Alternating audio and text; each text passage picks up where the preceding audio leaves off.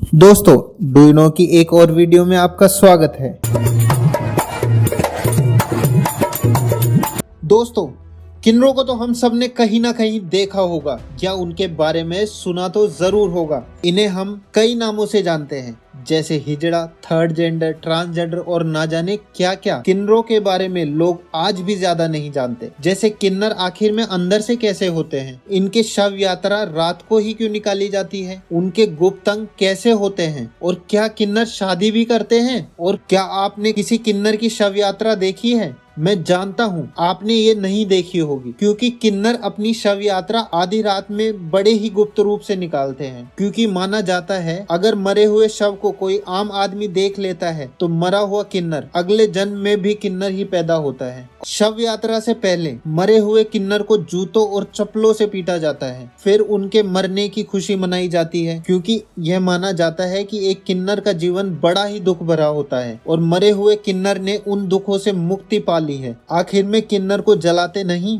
दफनाते हैं। उसके बाद एक हफ्ते तक व्रत रखकर अरावण देवता को धन्यवाद देता है।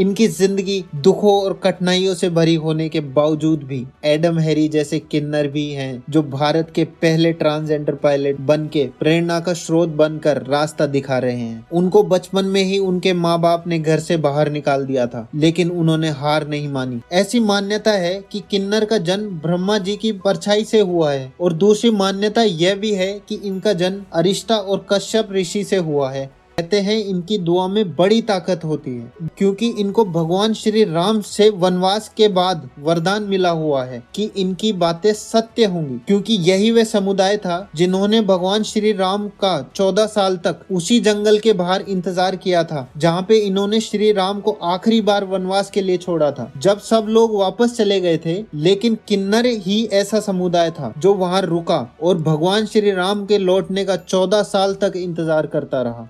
ऐसे ही अनोखी और दिलचस्प वीडियो देखने के लिए चैनल को सब्सक्राइब करके बेल आइकन को जरूर दबाएं। इन्हें इंडियन कॉन्स्टिट्यूशन 2014 में थर्ड जेंडर का स्थान भी मिला हुआ है। इसके बावजूद भी इन्हें हमारे समाज में वो स्थान नहीं मिल पाया है, और इनको लेकर हमारे समाज में एक अलग ही नजरिया है। भारत में किन्नरों का इतिहास 4000 साल से भी पुराना है। इसके प्रमाण महाभारत में भी मिलते हैं। किन्नरों को मुगल साम्राज्य में भी विशेष दर्जा दिया गया था। इनको मुगल रानियों की सुरक्षा की जिम्मेदारी दी जाती थी, क्योंकि इनमें औरत होने के बावजूद भी मर्द जैसी ताकत होती है। और हम मलिक गफूर को कैसे भूल सकते हैं, जो अलाउद्दीन खिलजी का सेनापति था। वो भी एक किन्नर ही था। किन्नरों के गुरु भी होते हैं। इनका गुरु वही बनता है जो जन्म से किन्नर होता है। जिस व्यक्ति के घर में बच्चा पैदा होता है, तो अगर उस बच्चे के गुप्तांगों में कोई दिक्कत होती है तो किन्नर उस बच्चे को अपने साथ ले जाते हैं। किन्नर समुदाय में आने वाले नए किन्नर का स्वागत बड़ा ही जबरदस्त तरीके से होता है। यह समाज ऐसे बच्चों की तलाश में होता है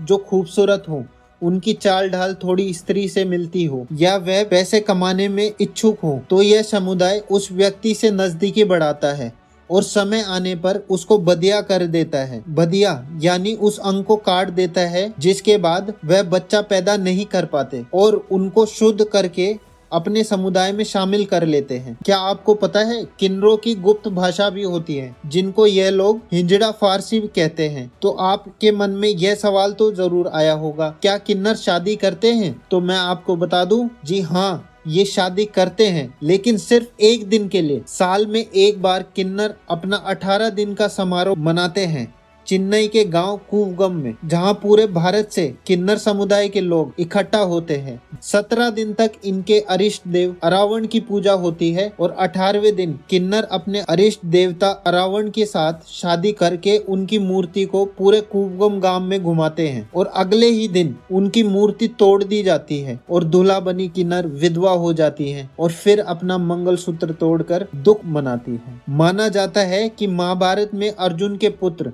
अरावण की मौत शादी के दूसरे दिन महाभारत के युद्ध में हो गई थी। वेदों में भी इनका जिक्र है। इनको भगवान कृष्ण, शिव और भगवान शक्ति का अवतार माना गया है। 2014 से पहले इनको जनगणना में भी नहीं गिना जाता था और अभी भी इनके साथ हुए बलात्कार को बलात्कार नहीं माना जाता। भारत ऐसे लोगों को अपने समाज में स्वीकार नहीं करता और बचपन में ही शर्म के मारे माँ बाप अपने बच्चे को घर से बाहर निकाल देते हैं। इस वजह से वो पढ़ लिख नहीं पाते और जिस्म व्यापार, वेश्यावृत्ति और भिखारी बन जाते हैं। तो दोस्तों, कमेंट करके जरूर बताना आपको अपने तीसरे समाज के बारे में जानकर कैसा लगा, और अगर आपकी नॉलेज में थोड़ा सा भी इजाफा हुआ हो तो चैनल को सब्सक्राइब जरूर कर लेना।